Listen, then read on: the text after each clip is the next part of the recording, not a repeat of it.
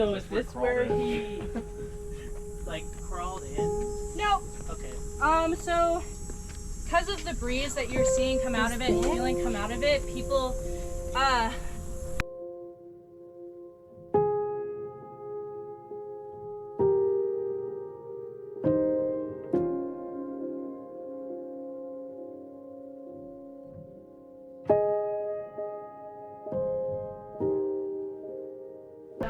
So that's to measure the speed? it'll help measure the airflow and some of the speed going through the cave to help figure out also how large Wind Cave is in and of itself. And the kind of little snakes and pack rats I mentioned, this is one of the places where they sometime will make a bit of a nest. So you can see how far down they really don't go in the cave. It doesn't really go much past that. I don't think I need to say that here. I'm 5'3", but I'm okay. Yeah, you're clear. So, Wind Cave, the boxwork we'll talk about, it doesn't really get a lot of water, so the stalagmites and stalactites, like I said, don't really form. Okay. This is going to be some stuff called flowstone, which will form from some of the dripping water. Yeah. But this, in and of itself, is also kind of rare in Wind Cave. Okay. Wow. This is pretty interesting, actually. Yeah. It's Yeah, this is very different from the caves that I've been to, so. yeah, there aren't going to be very many like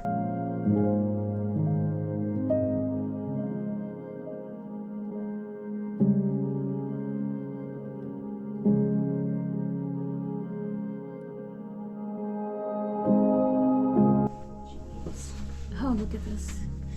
So this is the box pattern that this is popular for, right? Yep, it is. That's gonna be some. We're walking down through what's called the middle layer right now because we're going all through the Ahasapa limestone, Ahasapa for Black Hills, and that's really the only place where boxwork forms in the 3 different layers of the cave. So there will be some kind of close to the surface of what's called the Minnelusa sandstone. Ooh, I'll scoot out of the way. No, you're okay. But there's all sorts of stops for pictures that we can hit. Just let me know, especially because normally I have to issue the warning. There'll be better examples along the way. But just What as kind of a little rock teaser. is this? So all of this right now, this is primarily limestone. It's by primarily, I mean like 98%. You might see some stuff like that. That should be quartz mixed into it because of the water that was stagnant in the cave that kind of left it behind on the walls. Some of this red stuff is either from iron oxide. This is a bit low. And here's this one. I don't know how best to capture that. Can you flash? Yes. Oh my. But this is so different. yeah, some of it, the yellow might be from a little bit more of sulfur or sulfuric acid, sulfate of some kind. But other parts of it, especially more towards the top, could be from, there was in part of the cave's development, all of this limestone was kind of exposed on the top, and then at one point, and the limestone was formed by a sea. And then this wall juts out a lot to the left.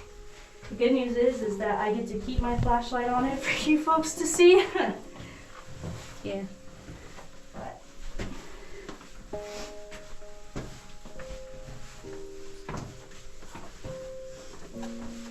So how deep is this? Below the surface? so right now we're coming up on probably about 100 feet.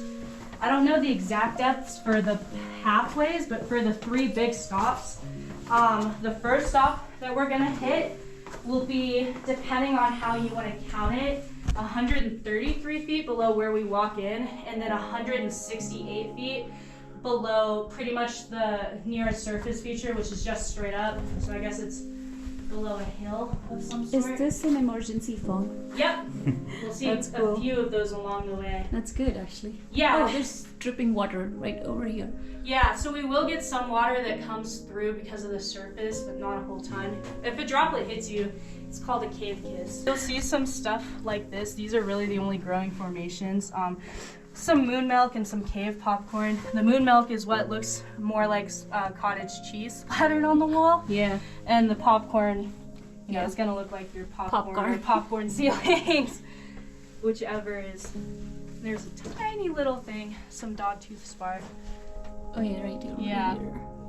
There might be, and here's a pretty one that looks like it might be the start of some frost work. But there will be like snow and stuff might cover the surface and points like the natural entrance, but it doesn't affect the cave very much. So this is a stop I don't often get to hit. In this, you see a lot of frost work. Yeah. Which, let me see if I can get that Oh, yeah, angle. yeah, yeah. Those are the kind of needles, and those are formed out of aragonite. And it seems like a pretty crazy process to me. I don't fully understand So that it. is actually ice right now, right? No, that is, it looks like ice, but pretty much how it formed is water dripped down, carrying kind of some more magnesium than normal. So with the moon milk, they'll grow with the popcorn, all in kind of the same area. Oh, Those look are down really in there. It's like really Yeah. intense. I'm not should gonna be touch. No. Just gonna be careful. Well, the good news is that I get to monitor you very closely. Yeah. So it should be nice. The candlelight tour uses a totally different path. We won't see where they, we'll see pretty much where they turn off, but we won't see where they actually start their tour. That is more intense. It is. They pretty much, they do it all by candle bucket. Likewise. Yeah, so they don't have electric lights. I believe, I haven't been on that one yet because I believe they have paved paths, but no, they don't have any form of lighting system unless it's an emergency. They just do it all by candle buckets. I'll give you a little sneak peek of things right there. What's that? Crystallized. It's from the survey in 1902 for when it became a park in 1903. Wow. Yeah. Peek into history. No, it's all good. Oh, look at this.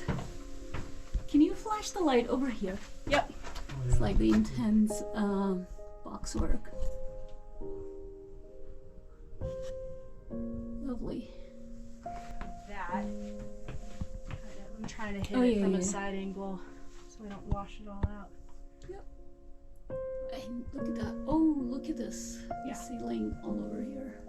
Yeah. Which means you're gonna love this ceiling.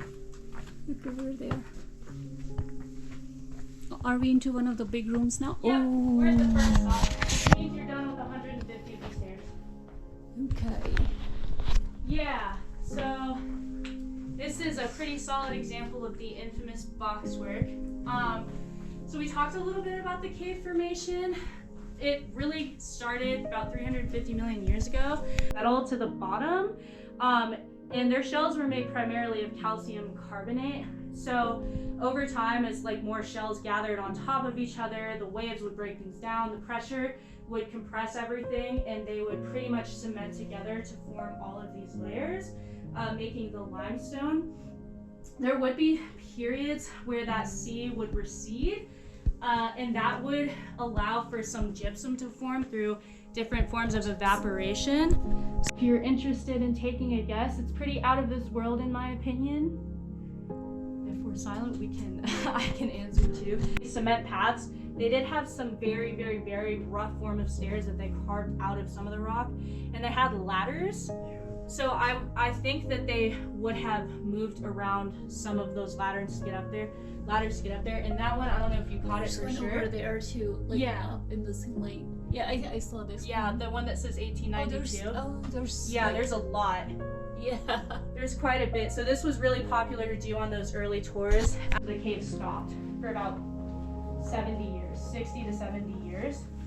So the majority of the graffiti is going to be from the 1890s. On one of the other routes, the fairground route, okay, yeah, there's a fun story right here. So this is really low, and then this next part is really narrow. It's called Rose Misery because on one of Alvin's kind of explorations into the cave. He had a few guests, and one guy came with him several times. His name, I don't know his first name, but his last name was Roe, and he got stuck in this passageway and had to be pulled out with rope. So they call it Roe's Misery. So that's really low, but this will be the narrowest part of our route. Right here.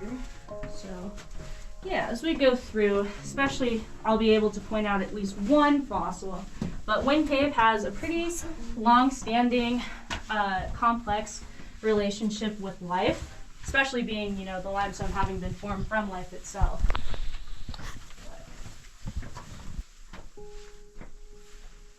Woo, that's low. This is definitely a little low part. Yeah, it's fun. Yeah, I think so. That is super red. So yeah, that's gonna have a lot more of the iron. Oh yeah, This so kind red. of blood color. Yeah. So Ooh. yeah, you'll see the striations from when the limestone was forming, because there would just be periods where there'd be more of one kind of mineral than another.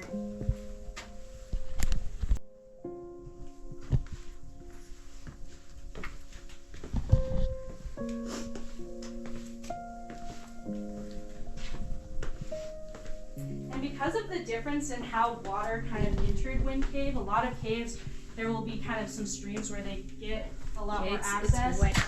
Yeah, so yeah, Wind Cave is actually a primarily dry cave. This is all just kind of humidity, partially from us entering and leaving the airlock, but the different ways that water enters other caves, this will be low, is why you'll see bigger rooms, but Wind Cave only had small segments where fresh water could enter, and a lot of it was more so through the surface than it was direct kind of access, even though there were some streams. So that's why you see a lot more of the tunnel kind of formations than you do see many rooms. There are some rooms, I'll point out one, and we'll stop in one. But yeah, and you know what? As a private tour, I neglected, this is low right here too. I neglected to ask the question. That room back there was called the post office. Oh. And the reason it has that name is also related to the reason that it's called boxwork. Do either of you Oh yeah. want to guess why they called it that? Yeah. At least that I got. Yeah, because it pretty much it reminded everyone, especially Alvin, of post office boxes. So that's why they call it the post office, and then boxwork too. Long time to find where the robin had even passed, but that's That kind is of so cool. a So crazy long. instance. Such a long corridor. Yeah. Like a tunnel. And the majority of these tunnels will run parallel to each other, and again, northwest to southeast, which is also kind of unusual for a cave. Yeah, had that Black Hills uprising not occurred, there's, I don't know what would have been made of Wind Cave. Probably not much. Yeah, this is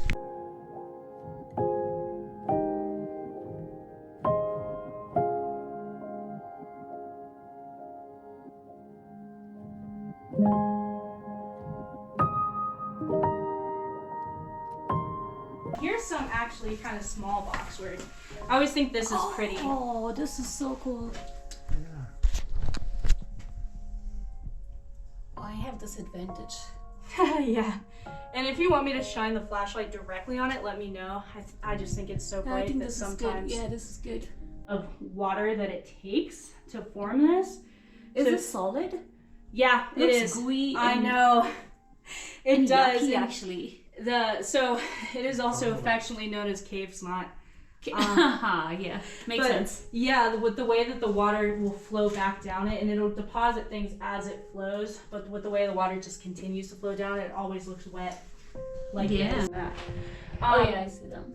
There are ways to get down to it, but you have to be some form of, I guess, really important scientist, because they don't To get that approval. yeah, to get that approval. And because of how far down it is and how strenuous a journey it can be, they'll go down for 4 days at a time. Oh. Yeah, it's like an 8 to 12 hour hike, I think, depending on how fit you are. And it's never just one person. They Oh, look at this one. I'll give another spoiler, but there are bacteria living down in those lakes against all odds. So when they go down, they do a lot of studying those, but they have tried a lot. Only 0.1% of those bacteria will grow outside of the cave. Here's another good example of some of that dogtooth spar. This is so pretty, right? The shiny dogtooth spar. I don't know if that helps with the. And then this one too. This room right here is going to be volumetrically the largest room on this tour. So that thing that I pointed out as we were coming down, the anemometer that helps measure the air pressure, is important for reasons related to this room. So yeah, it's called the cathedral. Yeah. Oh, the cathedral. Yeah, this room is called, it used to be called Capitol Hill. They renamed when people ask me to put it on, I do. But silently, I wonder how good of a picture that's going to be. Oh, that's a big one. So this is the model room, because it has a little bit of everything. So you're going to see more of this boxwork, some more platform, some more windmill. There is boxwork in this room. I don't know where it is. There's also some more of these orange survey markers from 1902. The other thing that, because I never did, we're this small, I never get to point it out, is more of the kind of connections to life. This is also incredibly rare for how far down we are. You see that right there? Kind of looks like a pom-pom. That is a coral fossil. Oh. Yeah. So normally you see fossils much closer to the transition between the middle and the upper layer. What? Oh. This is also where I tend to like to do a candle demonstration with this candle bucket and a blackout. They pushed the limit of what we thought was biologically possible for life to even exist. So with that, the extremely low resources that are available, and the fact that really the only thing they can do to fight each other for those resources is release that chemical warfare. There's a lot of medicinal promise with them, but there is also a lot of insight that it can provide us with how different forms of life can exist, first of all, but then also grow and evolve in places like the frozen lakes under Antarctica, but also moons of Saturn like Enceladus and moons of Jupiter like Europa, hence the other reason for the astrobiologist. The other thing I'll mention, just to throw it back to Mars one more time, to really drive home how astronomically significant Wind Cave is too, is in addition to the boxwork, which helps us understand that there are at least some similarities between how Wind Cave was formed and how parts of Mars were formed, there are about 3,000 passageways we know of that haven't been mapped and explored, a lot of which are absurdly small. And apparently not many parents are fans of tying their kids onto a string and pulling them back at some point. So NASA is also working with another group to develop a probe to go through some of those smaller passageways that can one day hopefully be used on Mars. And here's another survey marker. Yeah, probe's a good idea. Yeah. So, and those, with those bacteria, I mean, I think the medicinal promise there is pretty insane. But yeah, any resources available are pretty much coming up from the ground.